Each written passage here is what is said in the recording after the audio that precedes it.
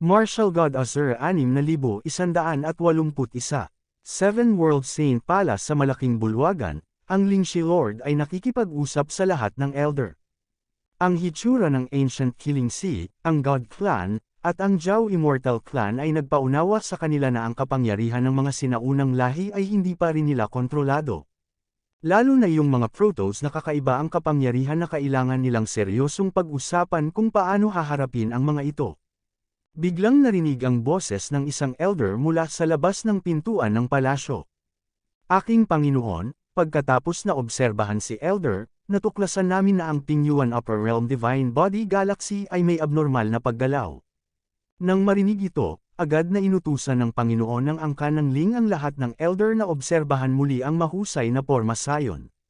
Sa titig na ito, maging ang kanilang mga mata ay nagbago. Nakikita nila na ang malaking Pingyuan Upper Realm ay talagang natatakpan ng bola ng gintong liwanag. Ang hitsura ng ginintoang liwanag ay ginagawang mas malaki at mas kapansin-pansin ang Pingyuan Upper Realm. At ang ginintoang liwanag ay parang pinakawalan mula sa ibabaw. Ang gintong liwanag ay hindi maliit na bagay. Maging ang kanilang observation grade formation ay naapektuhan at hindi nila nagawang obserbahan ang sitwasyon sa Pingyuan Upper Realm. I activate ang hearing array sa Pingyuan Upper Realm, sabi ng Panginoon ng Pamilya Ling. Ang Seven Worlds Saint Palace ay napaka-ambisyoso. Kahit sa labas ng Seven Worlds Galaxy, maraming lugar ang itinuturing nilang mahalaga. Nagpatupad sila ng mahusay na pagbuo ng pakikinig, at ang mahusay na pagbuo ng pakikinig ay nakakarinig ng mga tunog sa ilang lugar. Sir, nasira na lahat ng Pingyuan Upper Realm hearing arrays. Sabi ni Elder Observer. Pagkatapos ay I-activate ang aking Seven World Saint Palace Listening Array at I-target ang Pingyuan Upper Realm. Ang Ling Clan Lord ang nagutos. Isang invisible formation power ang bumaril mula sa Seven World Saint Palace sa napakabilis na napakabilis nitong nakarating sa Pingyuan Upper Realm. Sumunod, lumabas din sa Observation Center sa loob ng hanay ang huni ng mga tao sa Pingyuan Upper Realm, at malinaw na maririnig ito ng lahat. Hindi maganda. May lumalabas bang masamang puwersa? Tanong ng isang elder. Ang isa pang matanda ay agad na nagsabi, kung gayon, paanong ang gintong liwanag ay katulad ng gintong liwanag ng mga Diyos? Sa sandaling lumabas ang mga salitang ito, lahat ng elder ng Seven World Saint Palace ay pinagmasdan din ng mabuti ang ginintoang liwanag at nalaman na ang pagkakatulad ay napakataas. Ang kalokohang larawang iyon ay malinaw na Demon Clan, galit na sigaw ng matanda. Sa ganoong hakbang, ganap bang maipanganak ang angkan ng Diyos na ito?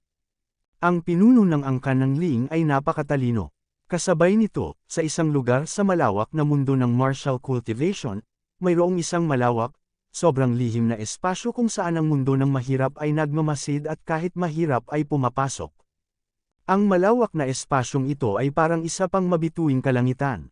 Ang ibabaw na lugar ay hindi kasing laki ng malawak na martial cultivation world, ngunit napakalawak pa rin ito.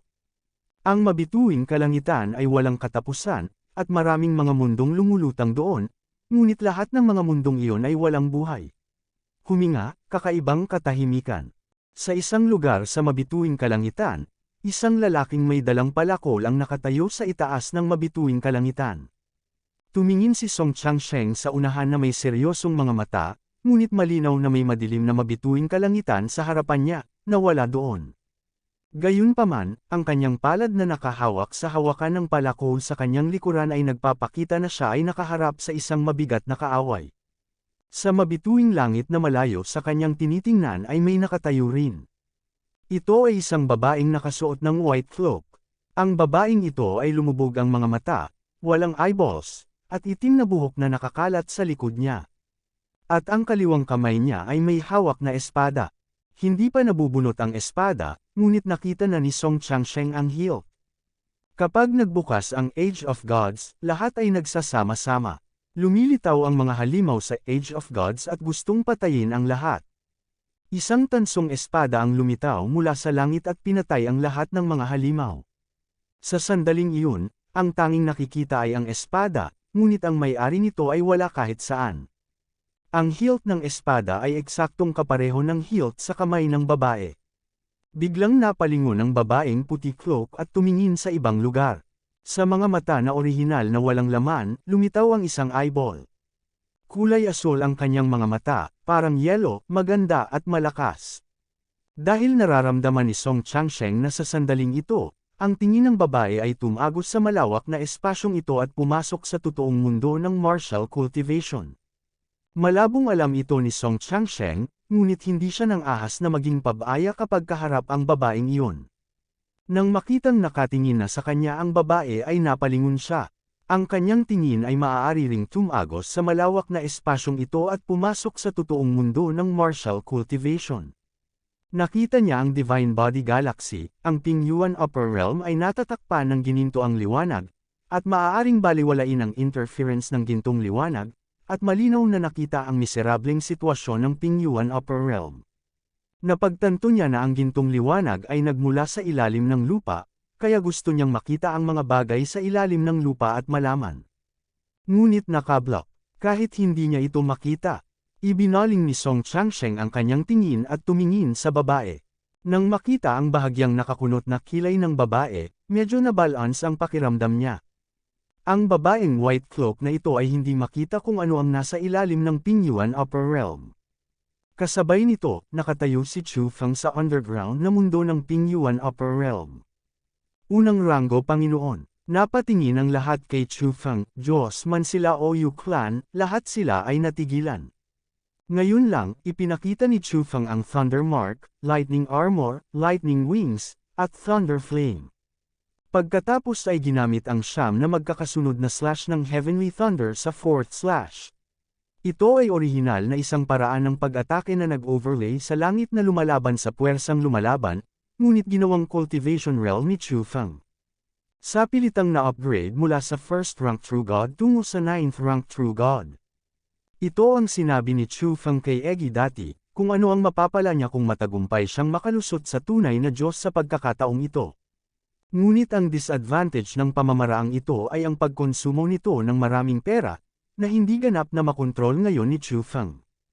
Kung gagamitin mo ito ngayon, hindi lamang nito masisira ang iyong hinaharap na martial cultivation, kundi pati na rin ang iyong buhay.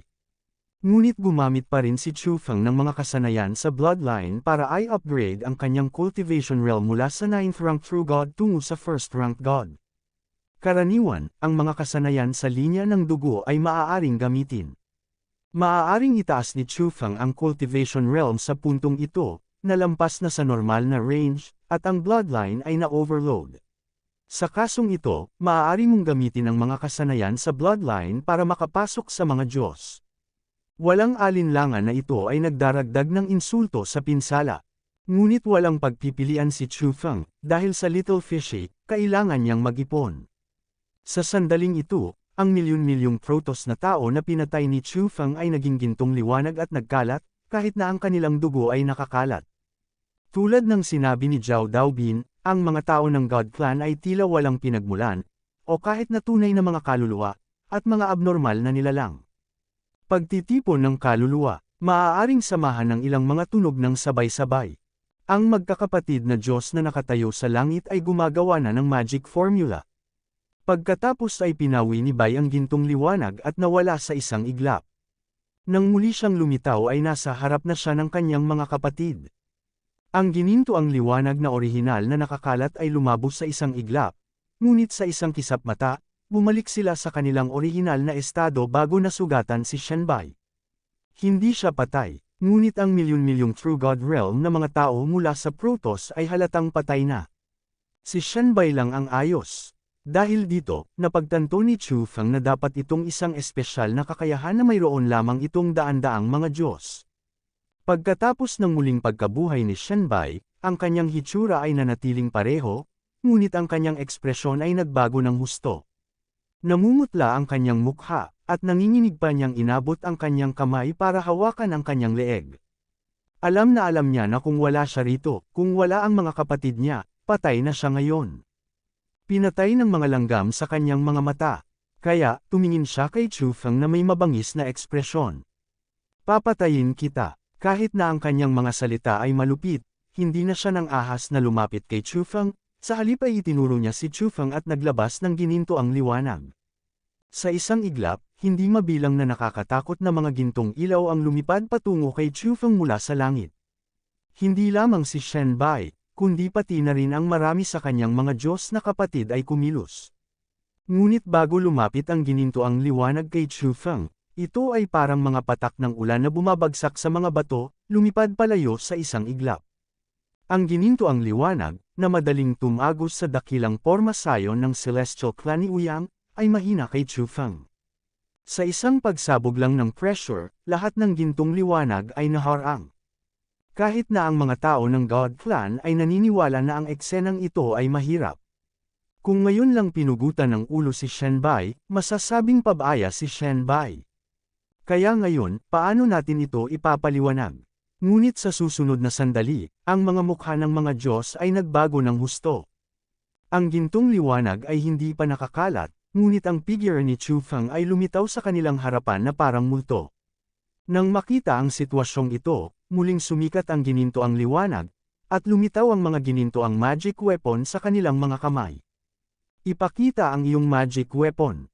Ang Protoss ay palaging ipinagmamalaki ang kanilang sarili sa kanilang hindi magagapi na kapangyarihang labanan at bihirang gamitin ang kanilang mga mahiwagang armas.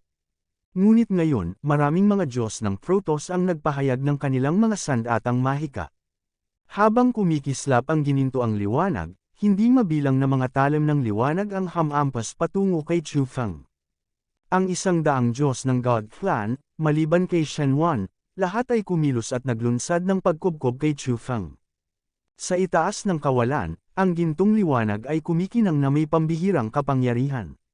Maging ang mga dalubhasa sa True God Realm ay umatras sa malayo, natatakot na sila ay masangkot. Pinawisan nito ang lahat sa Xianhai Clan para kay Chufeng. Kahit na pumasok si Chufeng sa mga Diyos, sila Xianhai Clan ang pinaka nakakaalam kung gaano kakilakilabot ang kapangyarihang lumaban ng mga Diyos.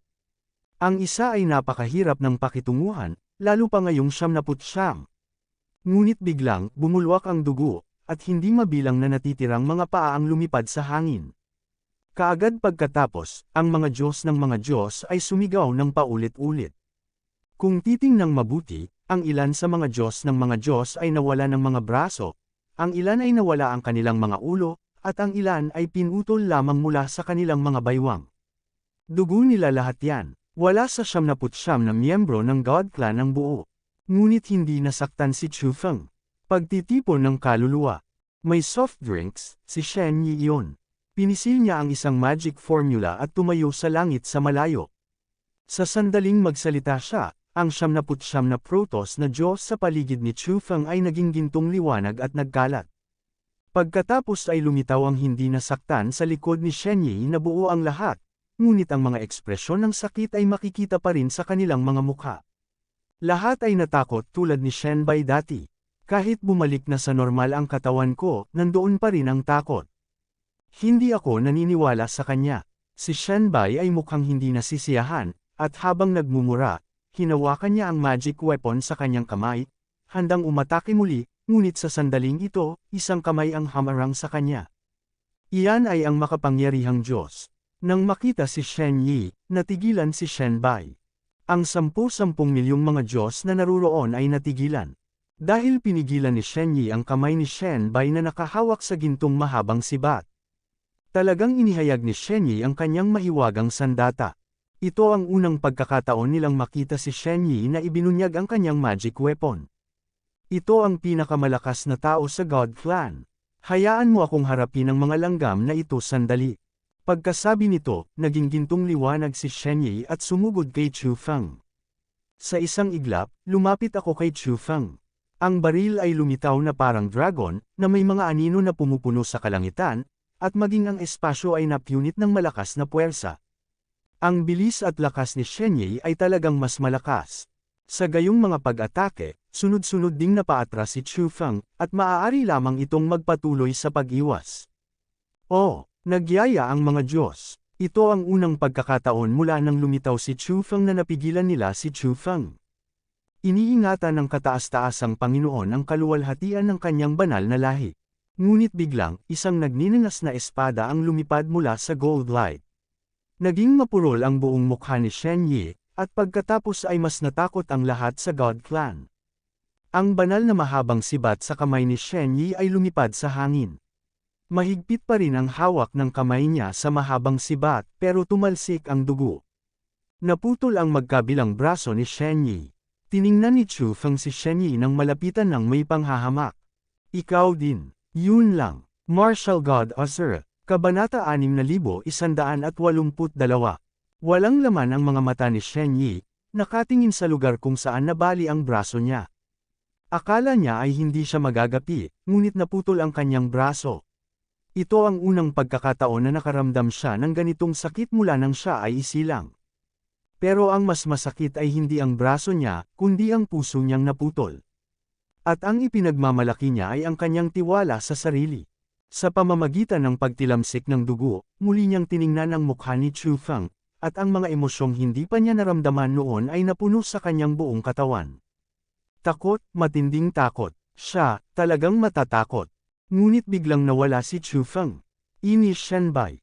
Nang makitang hindi kalaban ni Shen Yi si Chu Feng, lumapit si Shenbai kay Little Fishy at hinawakan si Little Fishy gamit ang kanyang palad. Gusto kong gamitin si Yuer para banta si Chu Feng. Ngunit nang mahuli na niya si Little Fishy, ang kanyang palad ay lumipad palabas. Si Chu Feng ang nagpakita sa harap ni Little Fishy at pinutol ang palad ni Shenbai. Kaagad pagkatapos, sinaksak ni Chu Feng ang isa pang kutsilyo at itinutok ito kay Dantian Shenbai. Ang mukha ni Shenbai ay lumibot sa sakit, ngunit tumingin siya kay Chu Feng at tumawa ng malakas. Hahaha, Chu Feng, ipagpatuloy natin ang pagpatay sa Diyos na ito. Gamitin ang hindi epektibong paraan na ito upang maibulalas ang iyong kaawa-awang galit. Dahil sa iyo, hindi ko kayang patayin ang Diyos na ito. Ang Diyos na ito ay walang hanggan. Tama, ang tunog ng pagtitipon ng kaluluwa ay muling tumunog sa sandaling ito. Nabali ang braso, bumalik si Shen Yi sa kanyang mga kapatid at inabot ang kamay para kunin ang mahabang sibat na mahiwagang sandata. Pero maya-maya, natigilan sila na parang natulala. Laking gulat nila nang matuklasan na hindi lamang ang katawan ni Shenbai ang hindi nakarecover, ngunit nasa harap pa rin siya ni Chu Feng at hindi na bumalik sa kanila. Koleksyon ng mga kaluluwa. Nang makita ito, personal na inactivate ni Shen Yi ang Soul Gathering para mabawi si Shenbai. Ngunit nakatayo pa rin si Shenbai sa harap ni Chu Feng, habang ang magic sword ni Chu Feng ay tumutusok pa rin sa kanyang dantian. Ito ang bangungot ni Momoro. Gusto lang subukan ni Chu Feng, kaya ginamit niya ang Nightmare of Shuo para takpan ang Shenbai. Makikita na ang tinatawag na immortality ay isang paraan lamang para protektahan ang formation technique, ngunit sa huli ay pinuprotektahan nito ang formation technique. Ang bangungot na binabantayan ng espesyal na binabantayang pamamaraan ng pagbuo ni Chu Feng. Natarante si Shenbai, hindi siya makapaniwala kung bakit kahit si Shen Yi ay hindi siya natulungan. Nang makitang muli si Chu Feng, ang ngiti sa kanyang mukha ay agad na natigil, at ang malamig na titig ni Chu Feng ay nagparamdam sa kanya ng masama. Kumaway ang divine weapon ni Chu Feng, at napunit ang katawan ni Shenbai. Siya ay isang mapagmataas na tao ng langit mula nang siya ay ipinanganak. Paano siya pinahihirapan ng ganito? Dahil dito, ang kanyang pag-iyak ay mas malakas kaysa sa tunog ng isang baboy ramo na kinakatay. Sa pagkakataong ito, maaaring mapatay siya ni Chu Feng, ngunit sa halip na patayin siya, sa halip ay tinapakan niya ang ulo ni Shenbai sa ilalim ng kanyang mga paa. Nagbago ang isip niya at gusto niyang panuulin siya ni Shenbai gamit ang sarili niyang mga mata at sirain ang ***** clan. Tumingin si Chu Feng kay Shen Yi at sa iba pa. Pagkatapos ay natuklasan na ang mga nag-aangkin na sila ay mga Diyos, bagaman nakatayo pa rin sa kawalan, ay ganap na nawala ang kapangyarihan ng mga Diyos. Ang kanilang mga mukha ay napuno ng gulat, na mas takot kaysa sa mukha ni Shenbai. Ang kanilang paraan ng muling pagkabuhay ay hindi epektibo. Bagamat hindi nila alam ang dahilan, ito ay talagang hindi epektibo. Ang Shenbai ay ang pinakamahusay na patunay. Nangangahulugan din iyon na mamamatay silang lahat. Biglang may lumipad na figure sa di kalayuan. Si Shen Yi ang sadyang dumistansya kay Chu Feng. Nang makita ito, ang ibang mga Diyos ay lumipad sa malayo, lahat sila ay lumalayo mula kay Chu Feng. Ayusin. Malakas na sumigaw si Shenyi, at sa parehong oras ay nagbago ang magic formula, pagkatapos ay bumagsak ang ginintoang liwanag mula sa langit, na tinakpan sina Chufeng at Little Fishy. Sa kasalukuyan, naramdaman ni Chufeng na ang kanyang lakas sa pakikipaglaban ay pinigilan. Kaagad pagkatapos, isang hangarin ng pagpatay ang Bamalot, ito ay isa sa magkakapatid na Shenbai. Sinamantala niya ang Shenyi Formation para sugpuin ang combat power ni Chufeng at maabot si Chufeng. Katulad ni Chufeng, may hawak talaga siyang magical sword sa magkabilang kamay. Hampasin ng kutsilyo ang paa ni Chufeng na tumapak sa ulo ni Shenbai, para iligtas si Shenbai. Isa pang kutsilyo ang tumama patungo sa dantian ni Chufeng, umaasa na mapatay ang cultivation realm ni Chufeng at patayin ang Chufengs. Ngunit bago pa makalapit ang kutsilyo ay lumipad na ito. Hindi lang kutsilyo ang lumipad, pati ulo. Pinatay siya ni Chufeng sa isang saksak lang. Koleksyon ng mga kaluluwa. Gumamit ng magic formula ang kanyang kapatid at gusto siyang buhayin. Gayunpaman, nabigo siyang makamit ang muling pagkabuhay at naging gintong ambon at naanod sa malayo. Patay, patay na patay. Huwag kang pabaya, sundin mo lang ang porma sayon ng aking Diyos. Teriek Shenyi. Nang makita ito, naunawaan din ng lahat sa God Clan ang kahulugan ni Shenyi. Gagamitin nila ang kanilang trump card. Kahit na hindi ko akalain na balang araw ay gagamitin ko ang panlilinlang na ito laban sa mga tao. Pero ngayon, parang kailangan na itong trump card. Dahil itong si Chufeng ay masyadong pervert. Kahit na pinigilan ni Shenyi ang kanyang lakas sa pakikipaglaban, hindi pa rin siya magagapi. Kaya, lahat ng miyembro ng God Clan, maging sa God Realm, True God Realm, o Demigod Realm, ay pinigilan ang magic formula ng sabay-sabay. Sa isang iglap, yumanig ang kalangitan at ang hindi mabilang na gininto ang liwanag ay bumagsak mula sa ibabaw ng kalangitan na nagbabago mula sa paligid lamang ng Chufeng hanggang sa sumasakop sa buong mundo. Kasabay nito, sa obserbasyon ng mahusay na porma sayon ng Seven Worlds Saint Palace, nagbago ang ekspresyon ni Elder. Kung huminto ka sa pagpino, hindi mo ba planong patayin silang lahat? Natuklasan nila na ang nakasisilaw na gintong liwanag na orihinal na tumakip sa Pingyuan Upper Realm ay nagsimulang mawala.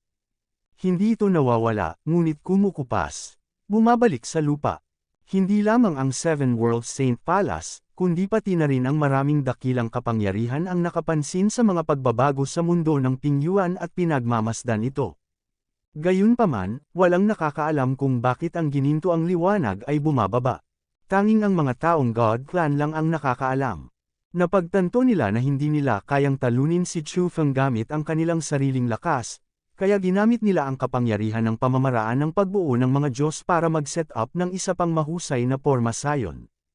Ito ang dahilan kung bakit ang gininto ang liwanag, na sumasakop sa mundo ng Pingyuan, ay nawala pabalik sa ilalim ng mundo.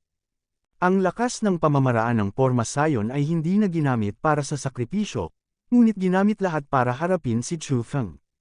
Bilang resulta, hindi lamang lumakas ang kapangyarihang pumipigil sa lakas ng pakikipaglaban ni Chufeng, ngunit ang pagyanig sa lupa ay naging mas at mas halata. Hindi nagtagal, nabasag ang lupa, at lumitaw ang mga gintong estatwa mula sa lupa. Ang bawat rebulto ay 10,000 metro ang taas, walang mas mahina kaysa sa mga estatwa ng mga ninuno ng mga Diyos. Ang mga estatwa na ito ay hindi lamang malaki, kundi pati na rin ang gininto ang liwanag na kumikislap, tulad ng bahay ng mga Diyos, na nagbibigay ng isang pakiramdam ng hindi masisira. At mayroong libo-libo ng gayong mga estatwa. Si Shenyi at iba pang mga Diyos ay nakatayo sa mga estatwa. Para naman sa iba pang mga God Clans, nagtulungan din sila para i-activate ang mga natitirang statues. Ang mga estatwa ay inayos sa maayos na paraan, tulad ng isang mahusay na porma sayon na inilatag ng isang higanti, na nakakulong kay Chufeng sa loob. Sa sandaling ito, nabawi ni Shenyi ang kanyang tiwala. Chufeng, inaamin kong mayroon kang ilang kakayahan.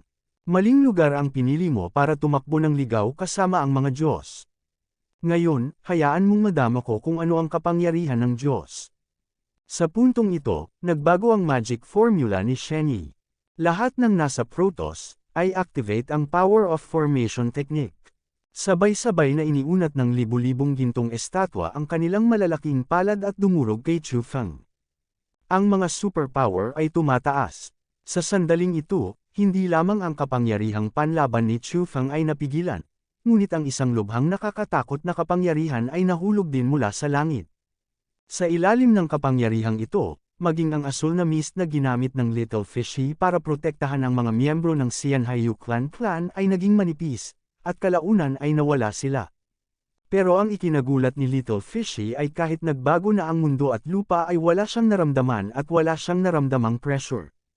Itinaas niya ang ulo para tingnan si Chu Feng. Alam niyang si Chu Feng ang nagparamdam sa kanya ng lubos na ligtas. Hindi nagtagal, tumingin din si Shen Yi na naninigas. Nakumpleto ang formation technique, at ang lakas ng labanan ni Chu Feng ay hindi lamang napigilan, ngunit naglunsad pa sila ng pag-atake laban kay Chu Feng sa pamamagitan ng lakas ng mahusay na formation. Ang pag-atake ng mahusay na pormasayon na ito ay mas malakas kaysa sa kanilang sariling lakas. Ang asul na ambon na nagpoprotekta sa Xianhaiyu Clan ay unti-unting naglaho, na siyang pinakamagandang patunay. Bakit? Bakit ligtas at maayos si Chu Feng? Biglang nayanig ang puso ng buong tao ng God Clan. Bigla nilang natuklasan ang isang anino na lumilitaw sa likod ni Chu Feng.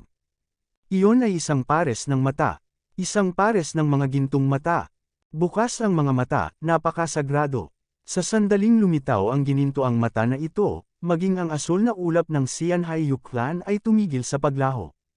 Kahit 1,000 estatwa ay mukhang malabo at mapurol. Ano yun? Natarante sila dahil napagtanto nilang hindi ito paraan ng kanilang God Clan. Sa sandaling ito, inilagay ni Chu Feng ang magic weapon sa square, pagkatapos ay iniunat ang kanyang nakalaya na palad patungo sa kawalan. Nawala ang gintong mata sa likod niya. Ngunit sa susunod na sandali, ang ginintoang mata ay lumitaw sa itaas ng mga ulap, lumaki ng 10,000 beses ang laki, ganap na sumasakop sa kalangitan at araw. Ang pakiramdam ay parang isang Diyos ang nakatitig sa lugar na ito. Sa sandaling ito, pinahit ni Chu Feng ang kanyang palso. Divine Mighty Void Realm. Sa isang iglap, isang malakas na pressure ang bumaba mula sa langit. Ang lahat ng mga gintong estatwa ay nabasag at nawasak. Ang God Clansmen sa itaas ng kawalan ay nahulog sa lupa mula sa isang taas sa isang iglap. Ang lighter ay may mga bali ng buto sa buong katawan at nagsusuka ng dugo. Ang mga malubhang kaso ay naging dugo at namatay sa lugar. Maging si Shen Yi at ang kanyang mga kapatid na lalaki ay nakahiga sa bukid na parang mga patay na aso, ang kanilang mga mukha ay baluktot at hindi makagalaw.